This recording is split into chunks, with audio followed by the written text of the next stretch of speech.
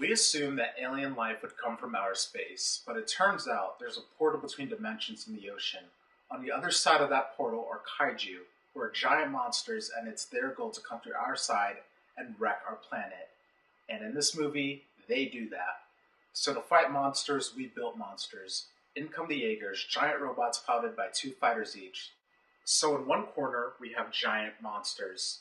In the other, giant robots. This is Pacific Rim, and guys, we have a movie.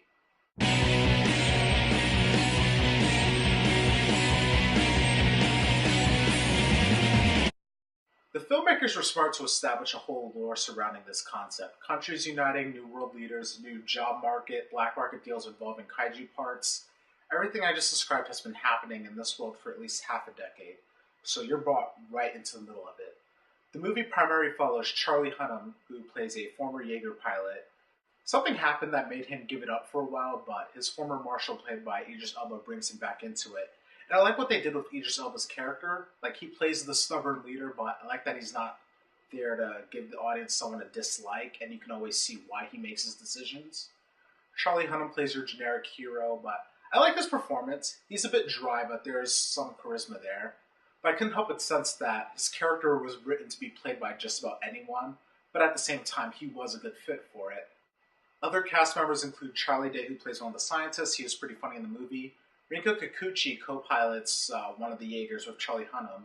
She was pretty solid in the movie, and I should note that I saw Babel for the first time this week. In there, she plays a deaf mute girl who's really desperate to get laid. So it was really weird to see her go from that to this in the same week. Ron Perlman also makes an appearance in the movie, and all I can say is those are some really nice shoes. There are other cast members, but I don't think I can say any of their names and keep a straight face. But I thought everyone was fine. Everyone was a bit two-dimensional, but the characters are exaggerated enough to give the movie more life, which I thought was a nice touch. There is a point, though, where you have three people with very thick accents just yelling at each other during a robot monster fight. And yeah, it's a bit hard to understand what's being said. A lot of people have been saying, well, it's a movie about giant robots. Why would you expect like a deep Oscar story? And I really do hate it when people go to that extreme. But I like the story. Like, it's a solid template of a story. It hits its beats, and it's there to get you to the next fight. But yes, I did think that the characters and story worked for this movie. But going back to the world this movie takes place in, I like that the movie truly does believe in its premise. So it really does take itself seriously. Like, don't get me wrong. Like, there are touches of goofy humor and some silly situations, but while watching this movie does make a convincing case that, yeah, building giant robots is in fact the best way to handle this situation. And just being in that theater, just like no matter how dumb something you were looking at on screen was, like I just had to buy into the whole spectacle. When it comes to blockbusters, people usually ask if they should see it in 2D or 3D. The answer is you should see it in IMAX 3D. Don't even bother with D-Box. If you see it in IMAX, the entire theater will be vibrating. Like, this movie is the best 3D or IMAX experience I've ever had, and I would not have it any other way. Yes, this is honestly how I watch 3D movies. Be honest, how silly do I look right now?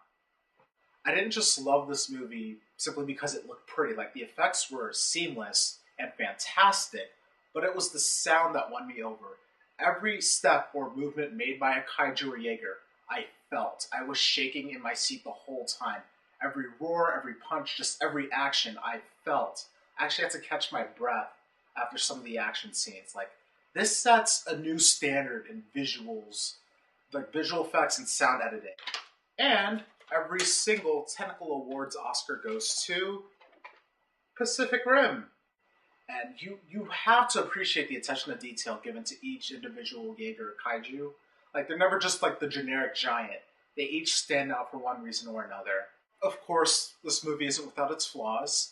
Character and story stuff aside, though, I thought the movie kind of cheated during its finale. Like, it raises the stakes, but it doesn't fully deliver on what it sets up.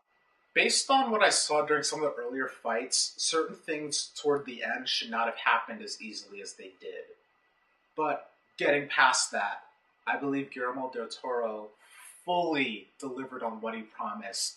Pacific Rim is the event movie of the summer. Elysium good luck following this. So tell me what you thought about Pacific Rim in the comments. Did you like it as much as I did? Were you less forgiving of the story? Have any thoughts on the 3D? Let me know. And if you like this review and you want to see more, please subscribe. I'd really appreciate it. And also, stay for the credits. I haven't heard a lot of people talk about it, which makes me think that a lot of people missed it, but there's a really good scene partway into the credits, so definitely stay for that. I can't help but take 2 of these when I walked out of the movie.